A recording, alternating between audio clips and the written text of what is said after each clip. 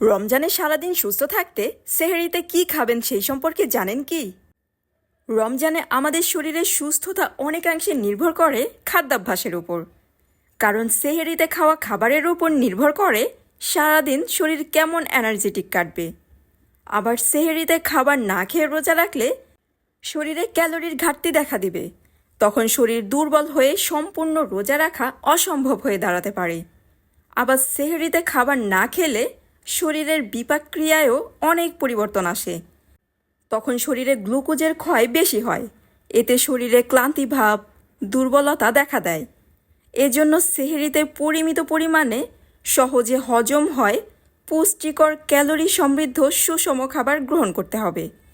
সেহরিতে আপনার খাদ্য তালিকায় কার্বোহাইড্রেট, প্রোটিন, শর্করা, ভিটামিন, ফাইবার জাতীয় খাবার রাখার চেষ্টা করবেন। কার্বোহাইড্রেট জাতীয় খাবারের মধ্যে আছে যেমন ভাত, রুটি। সম্ভব হলে অবশ্যই লাল চালের ভাত খাওয়ার চেষ্টা করবেন, কারণ লাল চালে পর্যাপ্ত পরিমাণে ডায়েটারি ফাইবার কিংবা আঁশ থাকে। এর জন্য পেট অনেকক্ষণ ভরা থাকে, ক্ষুধা কম লাগে। এর পাশাপাশি প্রোটিন সমৃদ্ধ খাবার যেমন মুরগির মাংস, মাছ, ডিম, ডাল খেতে পারেন। ডাল কিন্তু প্রোটিনের চমৎকার একটি উৎস।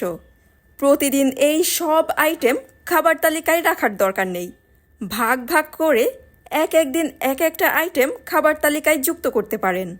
যেমন 2 দিন মাছ, 2 দিন ডিম, 1 দিন মাংস। এইভাবে আপনার পছন্দ অনুযায়ী মেনু সাজিয়ে নিতে পারেন।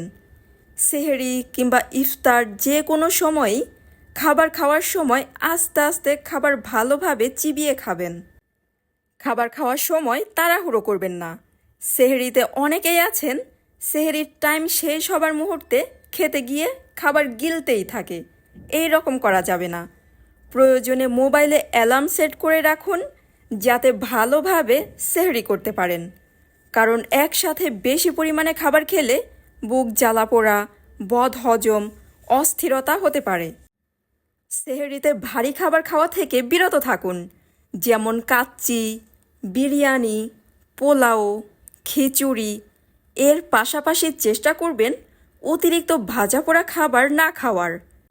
অনেকেই আছেন শুকনো খাবার খেয়ে রোজা রাখেন, যেমন চিড়া, মুড়ি, রুটি।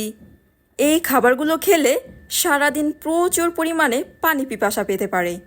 নর্মালি এই খাবারগুলো অল্প সময়ের জন্য দেহে শক্তি যোগায়, কিন্তু পরে শরীরকে একেবারেই পানিশূন্য করে দেয়।